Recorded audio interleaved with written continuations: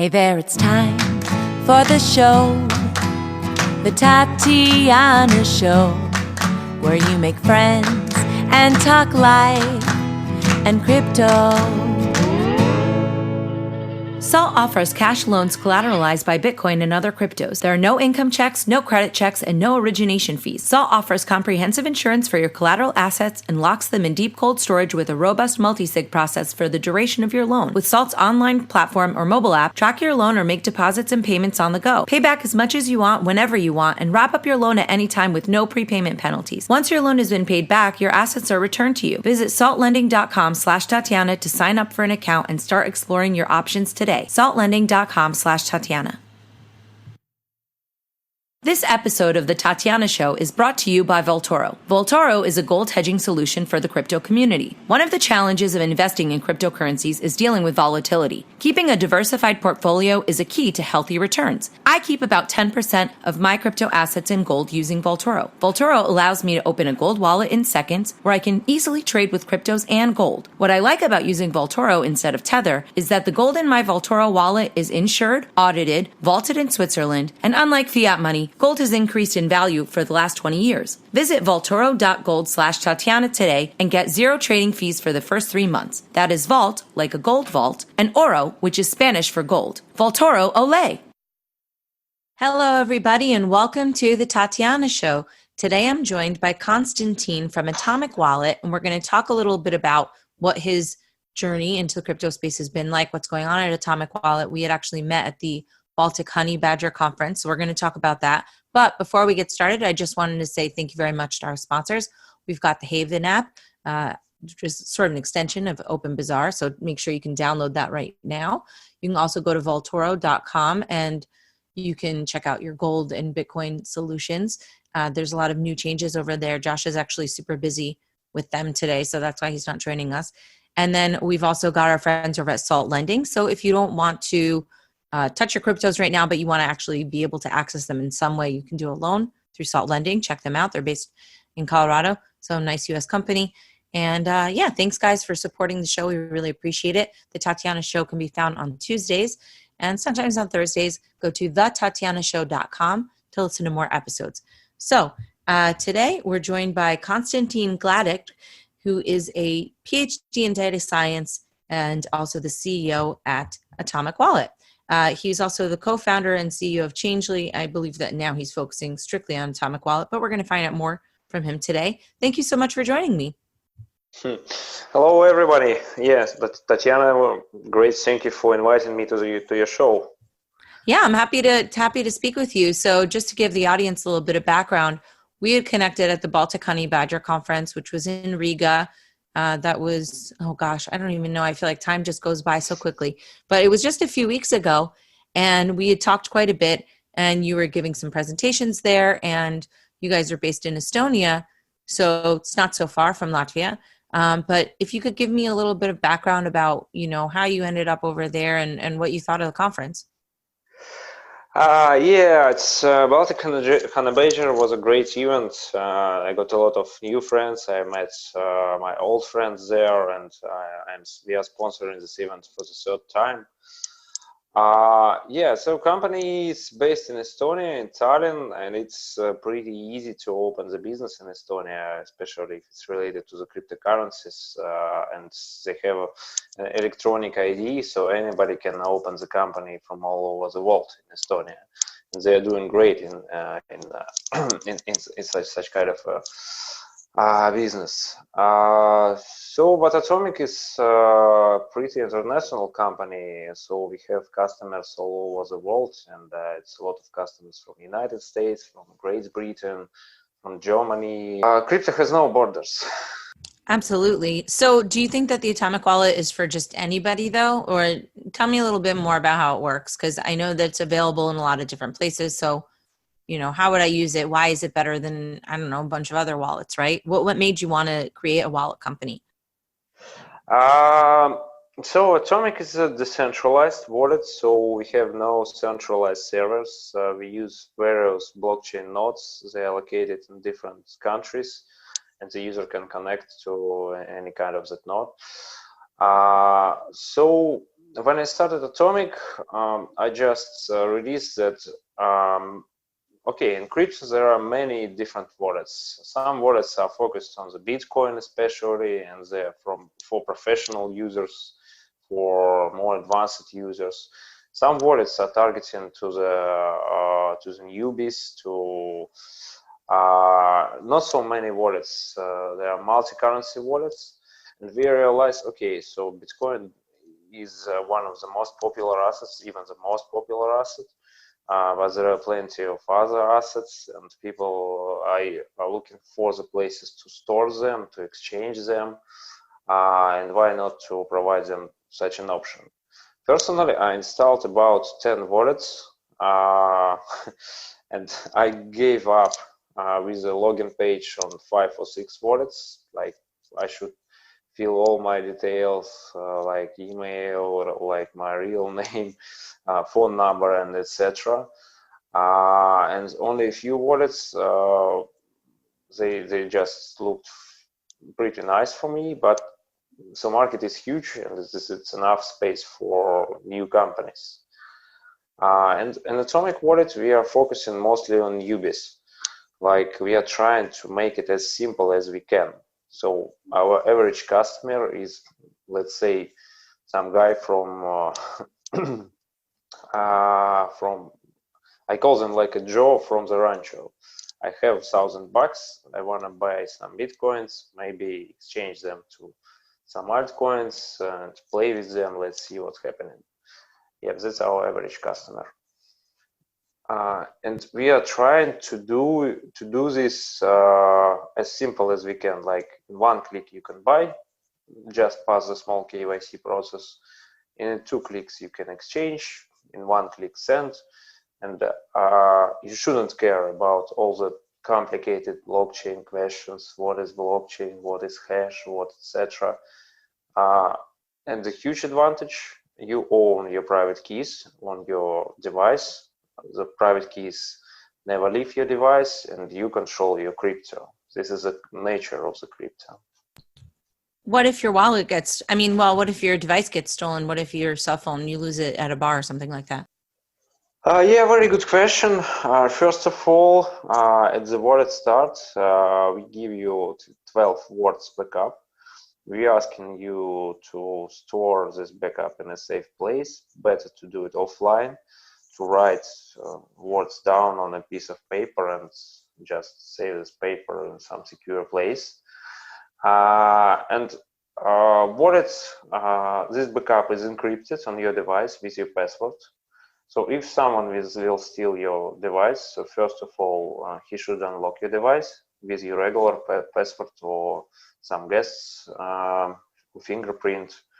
And the second, so user should know your password, or at least should have your fingerprint, which is almost impossible. Why is that impossible?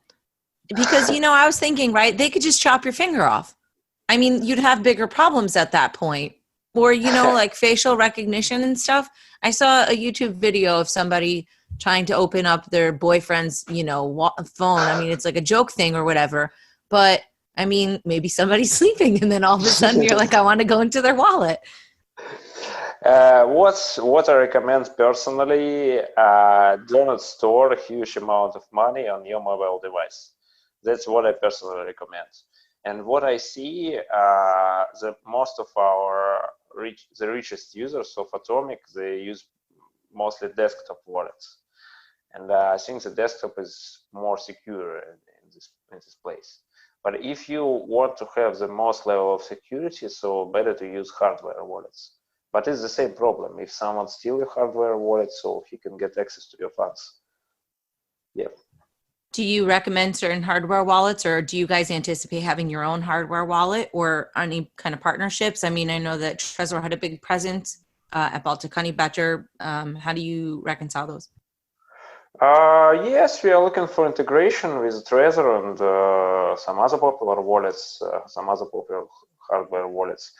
But in general, most of the users in crypto, they don't have a hardware wallet. They're newbies. They just want to play with the crypto.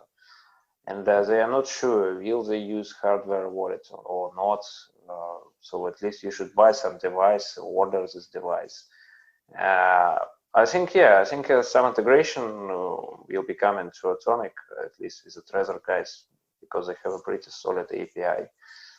But to develop your own hardware wallet, it's a lot of work. It's not so easy as it looks the first time. Were there any kind of lessons that you learned while building out the wallet? I mean, you already had experience with Changely, so what was different about this? Was there anything that really surprised you about that process that maybe could be useful for a different entrepreneur? I mean, each business that you embark upon, right? You fall a little bit and then things succeed and whatnot. Did you feel like there were any takeaways? And are there any kind of goals on the horizon that you want to achieve? Yeah, that's a good question. So yes, previously I was a co-founder and CEO of Changely. It's an instant exchange, quite popular. I spent over 2 years, and what I see, what I like wallets business more than exchanges, because in the wallets users have more stickiness. Like if you downloaded the wallets, you just put some money in the wallets and you use it every day. It's higher stickiness than exchanges. So you can switch from one exchange to another exchange tomorrow, or even choose any other service for exchange assets, or even any other service to buy crypto. But if you stick with the wallets, and if you like it, if you like the support of the wallet, if you like options in the wallet, so you most likely you will use it for the long period of time. And even if some exchanges will be closed, let's say for regulation rules or for some other reasons, in decentralized wallet, you still own your money, you still stick with an application, and you can provide more options for users.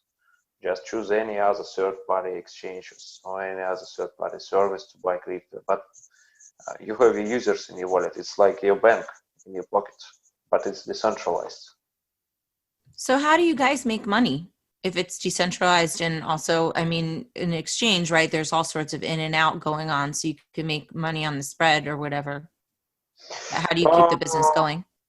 Yeah, so Atomic Wallet is profitable business. We ran the wallets over 1 year ago, and in around 6 months or even less, we became profitable, even despite the bear market. And we have a revenue share commission from third-party partners. We have built-in exchange options, instant exchange options via various partners, via Changely, ChangeNow, and some others. So they share revenue with us. And also we have an option to buy crypto. This partner is also share revenue with us. And we are going to provide more options like crypto lending, staking for some assets will be released very soon. And so Atomic it's like one window to any crypto services. What is the process of how you decide to onboard certain coins into the wallet? How do you decide? Usually we are listening to the community voices. Time to time we are running like voting for any assets. We also do our own research on any projects, like how big is the community of the project, how is the active community, how is active development of the project of any blockchain. Is there any some kind of innovations in this project or real business cases? And it's very important for us. It's a lot of crypto assets, and everyone is asking, like, can you add us? We also got a lot of requests from various projects, and we are doing our own due diligence. Some projects we can ask for some money for integration, because each integration requires resources, and also requires resources to support these assets in the future, like installing updates, running our own nodes, etc., etc. So it's various factors. Okay. What is your KYC process like? KYC process, we don't. You mean KYC for integration or for users?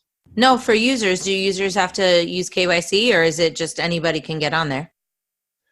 As a decentralized wallet, we don't have any KYC for the basic options. To send and receive crypto, we never ask for the KYC. And it's all the funds are saved on the blockchain only. And so from your device, you have an access to those funds. In terms of exchange, most of the exchange operations are non-KYC. But if you want to exchange, let's say, a huge amount of money, like 10 Bitcoins or more, we can ask for the KYC. But we always alert users before doing this. Like when you want to exchange the huge amount of money, you will be asked for the KYC. Just think twice about it. Once you want to buy some crypto with your credit card, you can be also asked for the KYC if you want to buy this huge amount of crypto. Yep, but it depends mostly on our third-party partners. But Atomic is basically a non-KYC, non-custodial wallet. Okay, great. What do you do about Lightning Network? Have you guys integrated? What are your thoughts on that? I'm very excited about the Lightning Network, and I see it will help with Bitcoin scaling because Bitcoin now it's unscalable. So if everyone in the world will use Bitcoin, so it's impossible. But with Lightning, it become impossible. Yeah. We did a few researches on Lightning. We even have our own Lightning node. And I think maybe at the end of this year or in the beginning of the next year, most likely we will implement Lightning just to see how will it go. But from the other side, I talked to some wallets that they already have Lightning, and it's actually not so easy to work with the liquidity in the Lightning channels. Because you should open the channel, or user should open the channel to any Lightning provider, and it's still some questions about the liquidity in Lightning channels. I cannot say that I'm ready to implement Lightning now, but most likely next year. And what are some of the upcoming features and developments for next year that you're anticipating? What I see, I can say that till the end of this year, we will run staking for the most common assets like Cosmos or Tron or some others. For the next year, definitely it should be Lightning.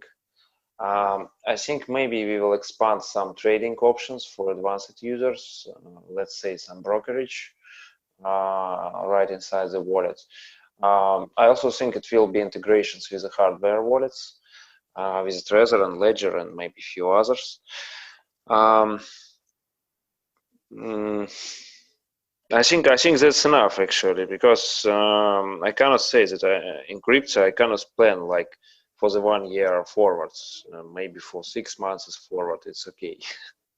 Yeah, absolutely. So, how do you keep going, right? So you've got all these different people in the crypto space and you've been doing this for a while.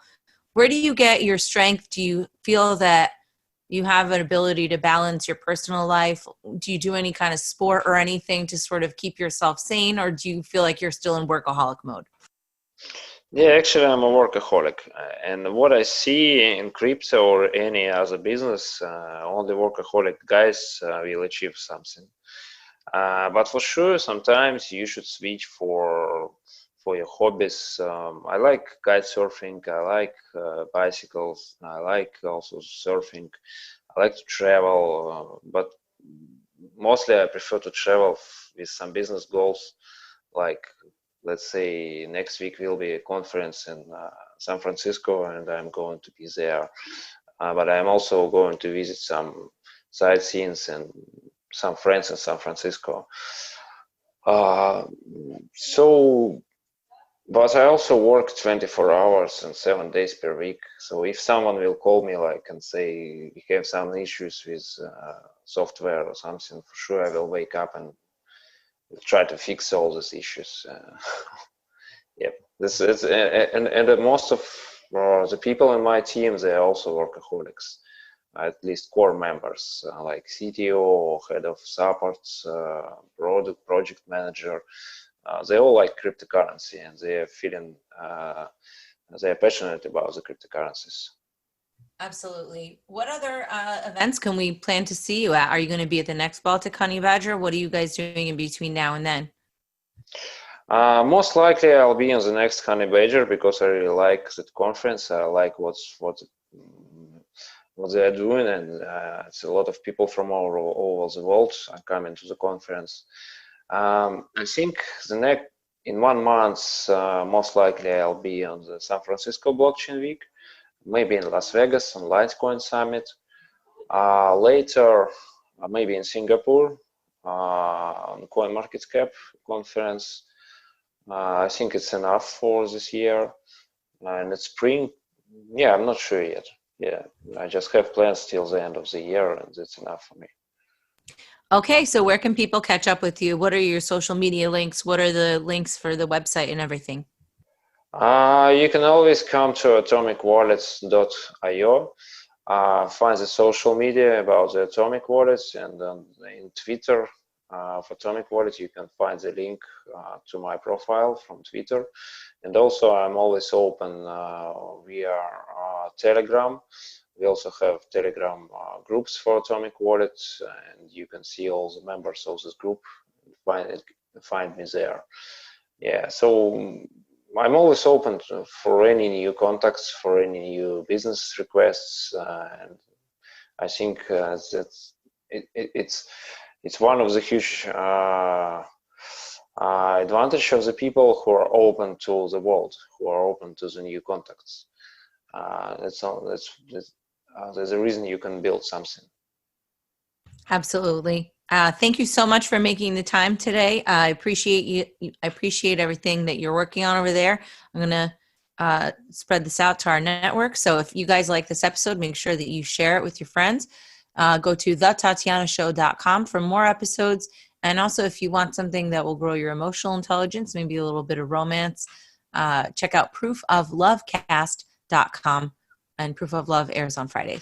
So thanks, everybody, for listening. Konstantin, we'll see you next time. Take care, everyone. Bye. Thank you, Tatiana. Bye-bye. Bye.